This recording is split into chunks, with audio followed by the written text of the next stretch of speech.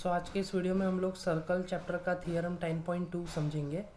उसका जो स्टेटमेंट है, the length of tangent drawn from an external point of circle are equal. मतलब हमको ये प्रूव करना है कि अगर एक्सटर्नल पॉइंट है, सर्कल के बाहर कोई पॉइंट है, वहाँ से हम लोग अगर टेंजेंट बनाएंगे तो उसका जो लेंथ है वो सेम होगा। अगर मैं उसका रफ डायग्राम बनाऊँ तो इट विल बी समवॉट, ये एक सर्कल है, ये एक सेंटर है, ये उसकी रेडियस है दो। ओके, ये कोई एक्सटर्नल पॉइंट है जिसको हम लोग नाम देते हैं पी।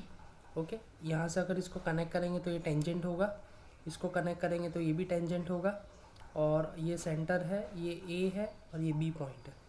हम लोग को ये प्रूव करना है कि अगर एक एक्सटर्नल पॉइंट से अगर टेंजेंट को ड्रॉ करा जाए सर्कल पे तो उसकी जो लेंथ होगी वो सेम होगी। मतलब हमको ऐसा प्रूव करना है कि P A is equal to P B according to this diagram.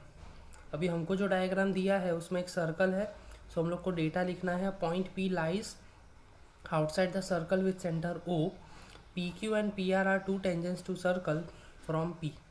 Okay, we have to prove that PQ is equal to PR. We have to prove that PQ or PR they are same. In this we will use RHS criteria to prove the congruency of two triangles, that is triangle OQP, ये triangle एक उठाएंगे, और एक triangle ORP। तो ये दोनों triangle को RHS congruence rule से कॉन्ग्रुएंट प्रूव करेंगे, और उसके बाद हम लोग CPCT से लिख सकते हैं कि PQ और PR सेम है। Okay, so let's see the proof. तो प्रूफ में सबसे पहले बोला है joint O P O Q O R, angle O Q P and angle O R P are right angle because this angles are between the radii and tangent. तो previous theorem में हम लोग ने देखा था कि अगर रेडियस, ठीक है, सर्कल है और एक अगर रेडियस है, उन दोनों को हम लोग ऐसा ज्वाइन करेंगे तो हमेशा they will form 90 degree. Above figure में हम लोग देख सकते हैं कि ये एक रेडियस है और ये एक टेंजेंट है, तो ये एंगल 90 डिग्री हो जाएगा, उस तरीके से ये एंगल भी 90 हो जाएगा। Okay, now in right angle triangle, that is triangle O Q P and triangle O R P, angle O Q P is equal to O R P. मतलब हम लोग सबसे पहले यहाँ पे ये बताएंगे कि दोनों ट्राइंगल में एंगल आर और एंगल क्यू जो है वो सेम है, that is 90 degree. O P is equal to O P, that is common, and we can say O Q is equal to O R, they are the radii of the circle. ये बहुत simple चीज़ है। अगर आपको ये चीज़ें clear नहीं है तो आपका जो बेस है 9th standard, that is weak. You must try to understand this, that अगर हमको RHS प्रूव करना है RHS क्राइटेरिया से, तो RHS का जो फुल फॉर्म होता है वो होता है right angle, hypotenuse and side. Right angle यहाँ पे R और Q है, हाइपोटेन्यूज जो है वो OP है, तो दोनों में कॉमन है। ओके, और साइड जो है वो OR और OQ है। Okay, so by RHS criteria we can prove that triangle OQP is congruent to triangle ORP. हम लोग RHS क्राइटेरिया से प्रूव कर चुके हैं कि दोनों ट्राइंगल कॉन्ग्रुएंट है। अगर दोनों ट्राइंगल कॉन्ग्रुएंट है तो उसके करस्पॉन्डिंग पार्ट्स भी कॉन्ग्रुएंट होंगे, तो उस हिसाब से हम लोग CPCT से लिख सकते हैं कि PQ is equal to PR। ठीक है, हम लोग बहुत कुछ लिख सकते हैं, लेकिन हमारी जो ज़रूरत है that is PQ is equal to PR, हम वही लिखेंगे। Hence the length of tangent drawn from an external point of circle to a circle are equal. Last में हमको लिखना है hence proved.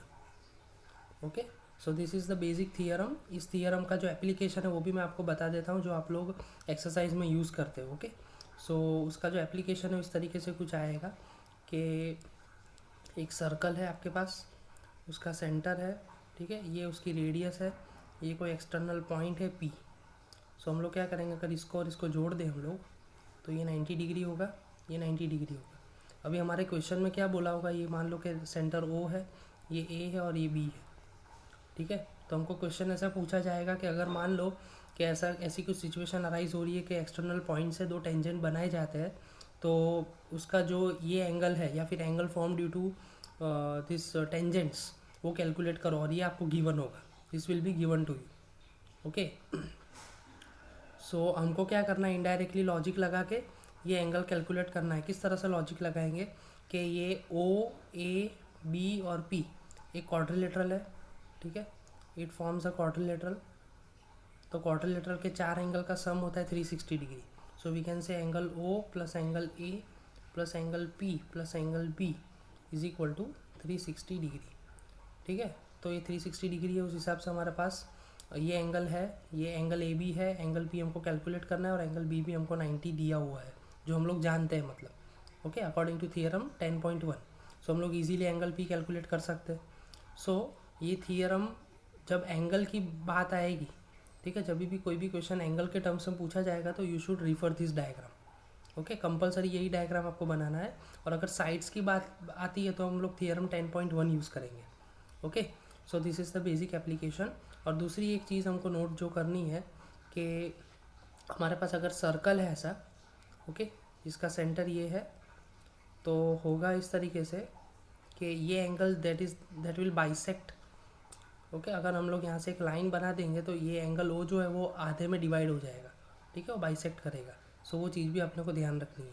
मतलब हमको ऐसा पूछा हो कि मान लो कि इसको मैं ओ पी क्यू और ए नाम दे दूँ, ठीक है, तो हमको ऐसा पूछा what is the major of angle P O A कितना होगा, तो हम लोग क्या करेंगे, एंगल ओ जो आएगा, ठीक है, उसका हाफ कर देंगे। सो हमको एंगल पी ओ ए मिल जाएगा, ठीक है। मतलब इसका मतलब हुआ कि ये जो लाइन जो हम लोग ओ से ए पे बना रहे, ठीक है, तो वो क्या करेगा, एंगल ओ को बाइसेक्ट करेगा। तो एंगल पी ओ ए और एंगल ए ओ क्यू, वो दोनों का मेजर सेम आएगा, ठीक है। तो ये सब बेसिक एप्लीकेशन है थियरम का। सो आपको क्या है, बेसिकली ये थियरम अच्छे से पढ़ना है और ये 3 मार्क में पूछा जाता है, तो आपको अच्छे से प्रिपेयर करके उसको लिखना है।